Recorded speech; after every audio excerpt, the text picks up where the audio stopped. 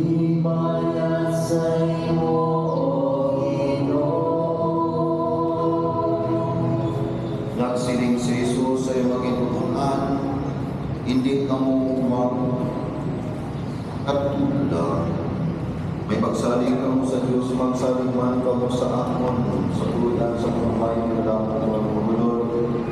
Kung hindi matugod, sugira mo para ka mo maglalat at ako sa pag-aman sa lugar para sa inyo. Kung maglalat ko sa pag-aman sa lugar para sa inyo, maglalat ko ang mga sa ako, kung kinapulituman ka mo. Kay balong mo sa dalan, balong sa akong kalatuan.